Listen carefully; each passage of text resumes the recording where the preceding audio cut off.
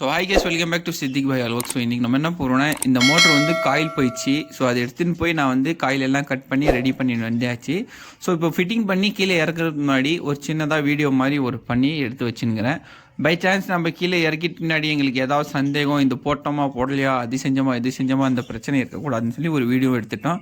So அதுக்கப்புறமா வந்து motor வந்து தண்ணியில் வந்து ஒரு 150 அடினா அதில் வந்து நம்ம பாதியாக இறக்கிட்டு அதுக்கப்புறமா மோட்ரு ஃபஸ்ட்டு ஆன் பண்ணி செக் பண்ணி பார்த்துக்கிட்டோம்.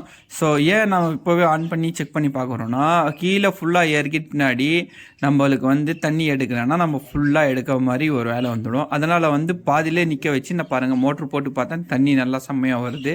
ஸோ அதுக்கப்புறமா வந்து நான் வந்து ஃபுல் மோட்டரும் கீழே இறக்கிட்டேன். ஸோ கீழே ஃபுல்லாக இறக்கிட்டு பின்னாடி அதுக்கப்புறமா என்ன பண்ணேன்னா, திரும்ப வந்து மோட்ரு வந்து ஒரு தடவை ரன் பண்ணி பார்த்துக்கலான்னு சொல்லி நான் ரன் பண்ணி மேலேயே அப்படி வச்சு ரன் பண்ணி பார்த்துட்டேன். தண்ணியெல்லாம் நல்லா ஃபோர்ஸாகவும் வருது. நல்லா பாருங்கள் எவ்வளோ ஃபோர்ஸாக தண்ணி வருதுன்னு. ஸோ வீடியோ பிடிக்கும்போது கீழேவா பிடிச்சிட்டேன். அதனால் வந்து அந்த வீடியோ ஃபுல்லாக கவர் ஆகலை. ஸோ அதனால் எதுவும் நினச்சிக்காதீங்க. ஸோ அதுக்கப்புறமா வந்து நான் ஃபுல் மோட்ரு ஃபிட்டிங்ஸ் எல்லாம் பண்ணி முடிச்சுட்டு மேலே போய் டேங்கில் பார்த்தா தண்ணி நல்லா ப்ரெஷராகவும் நல்லா வருது. ஸோ இந்த வீடியோ உங்களுக்கு பிடிச்சிருந்தா லைக் ஷேர் கண்டிப்பாக பண்ணுங்கள்.